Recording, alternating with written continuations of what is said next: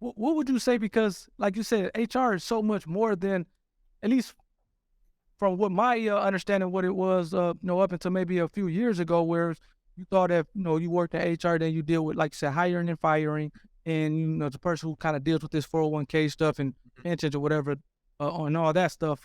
But it's so much more to it, to the point where I think the HR can literally make or break a company in a lot of aspects, based on the people that's in there and like who's running the HR department. It's almost like the lifeblood of a company, I would say. What do you think? What would you say are some biggest myths about like HR and like human resources that people maybe just don't understand, or they misunderstand?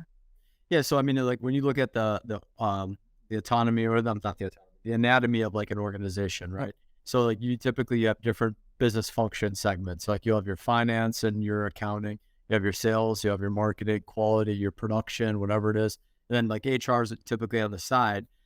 So I think like the fact that HR sits in their office and they don't do anything, like that's a bad myth, right? Right. And there are a lot of companies where unfortunately that's the HR myth, Right. Yeah. or it's known as personnel, right? So like they only process HR only processes paperwork, and they only do like admin type Yeah. tasks. So those are the two big myths. And then I think the third one that you said, like we just do hiring and firing, and that HR doesn't support the team. They only care about the company, and like Gotcha. they're the big bad entity now within an organization. And again, like that's because unfortunately there's a lot of bad people that work in HR, right? Yeah. Like, Yeah. Yeah. I'll tell you an example. So I worked at this company after I left the private owned business that was, a small business with the 300 employees. I went to work for a larger organization as a regional HR manager.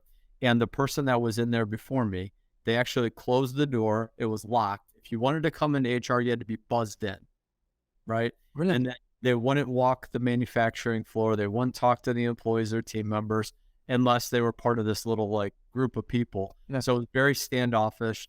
So one of the things I did when I first got there, we got rid of the buzzer. My door was always open. Yeah. Walk the shop floor unless, I was the only one in the office, and I would lock the door behind me because there's personnel, confidential Yeah. files. For sure.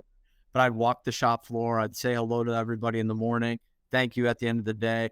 Like just treating them like a human being, right? Right. Like just because you work for a company, like if your organization is not saying please and thank you and showing appreciation and showing respect, you need to look, do I want to work in this environment? You know what I Absolutely. mean?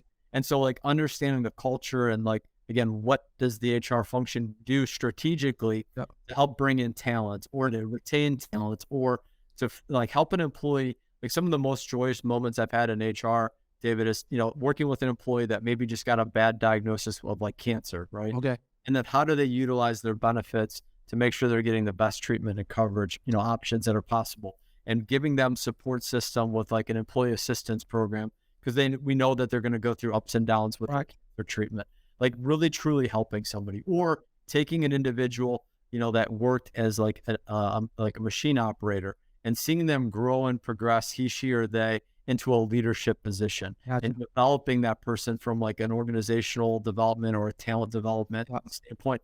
Like that's what HR function should be. It shouldn't be the myth of we only hire and fire. Yeah. We only care about the company. We don't care about our employees, and we're going to lock the door. Like that's, to me, that's the wrong approach. And what you just said, David, like now, like as organizations come out of this pandemic, they're actually promoting people from HR into more strategic roles within the organization. Yep. You're seeing people that were heads of HR departments that are now being considered for CEO roles, right?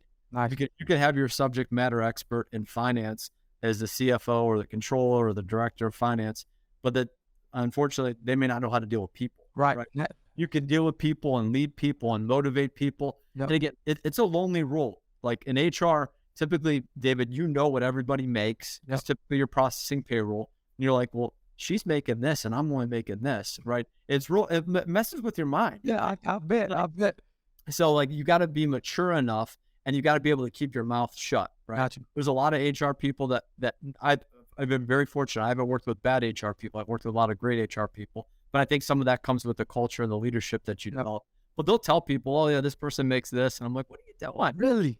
Oh yeah, it's not good. I've got horror stories I won't share, but Yeah. No. No.